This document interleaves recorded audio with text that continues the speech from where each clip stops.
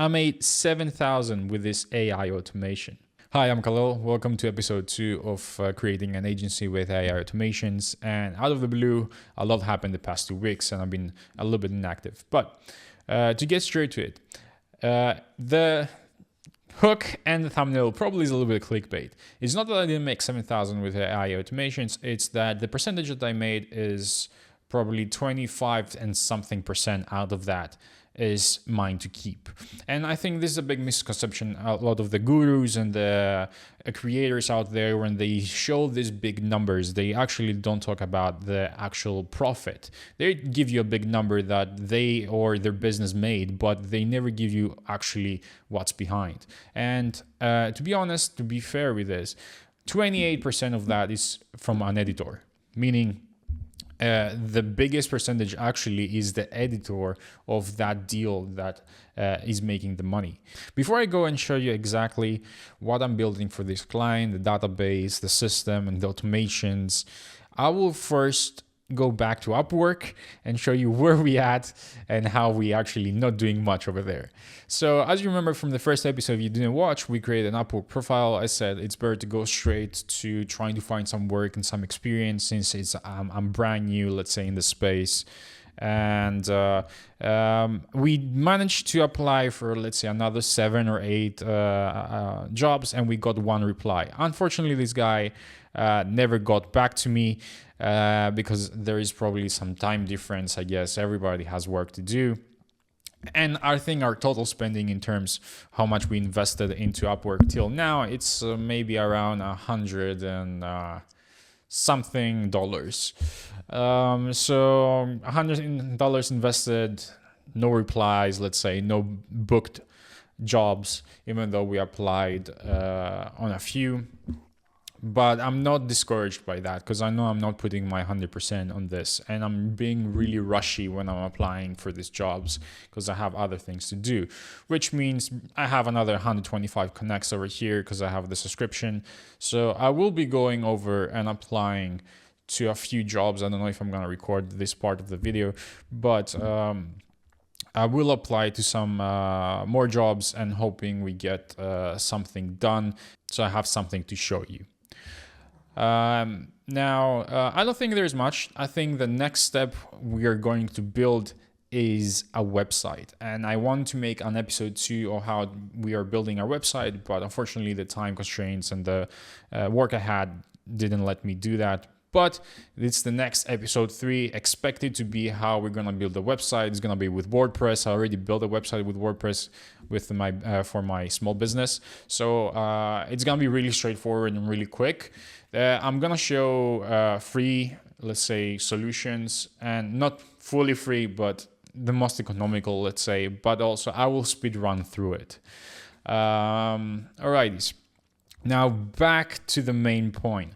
How did I manage to book a client for a $7,000 retainer? And honestly, what I do, a little bit background, I run a podcast studio.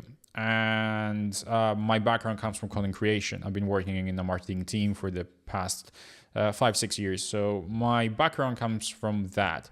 And the client came into the studio and he wanted to record some content.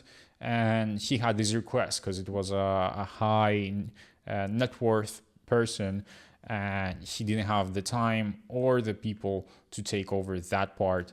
And he just straightforward asked me, and I showed him a demo of what I've been building for myself, which is the content base, which I will be going over in the future videos, showing you different automations, how to automate your content in order to create scripts, ideation, and so forth. And I use it for myself sometimes, as probably most of the things I'm doing right now, it's by myself. I don't have an editor, and when I use an editor, I do one-offs. I don't have him on a steady basis. But things turn around, and now let's show you what we've been building. So we are on an Airtable. This idea actually doesn't originate from my side. I've seen something similar, and since my background comes from that, I thought like, okay, That's a really smart idea, and let me replicate it. So what is the system for? The system is for, let's say, creating the ideation, the pre-production. I will separate it into three for you: the pre-production, production, and post-production. And you can make something similar. This is pretty simple. The production usually is taken care of by the person that is creating the content. Either he goes to the studio, like one of my studios, or he goes to record it at home like I'm doing right now. And then you have the pre-production. Pre-production usually is the script writing, the ideation, and different other aspects that play part, like brand refinement, editor templates, and so forth. These things that do on the pre-production.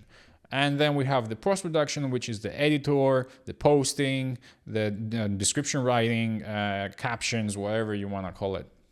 So this is one product that is endless, meaning right now we're doing only, let's say, for short form, but this over here database can be used to create different automations. Okay, you can create scripts, you can create carousels, you can create images, especially with this new AI, you can create different webhooks to direct the system and create different content for you. So right now I'm focusing only to the short form and start organizing the things. But as you can see, there is different right here automations like tweet posting, auto posting, which I have already launched a video about that. So there are different automations that you can create over here with, let's say, you can create an image, a carousel, a YouTube script from the transcript. You can have different automations that go through and create different assets, content for your database. And this is something that I will be showing a lot because it's gonna, I categorize myself into three things that I want to focus in.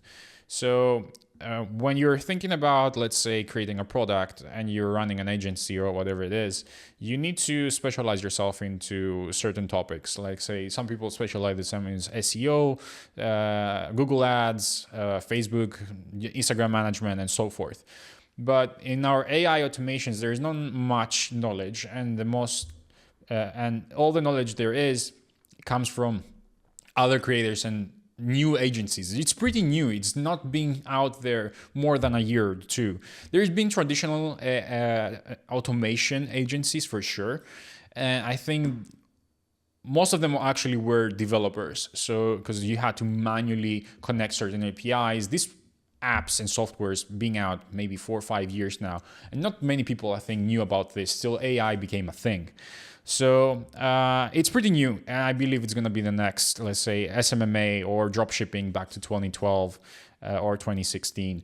So whoever's starting an agency right now with AI automations, agents, and so forth, they're going to be on top of the game in terms of this is going to be the new thing that it's going to make a lot of people a lot of money, because the knowledge is out there in the internet, and the only thing you need is just time and a good computer.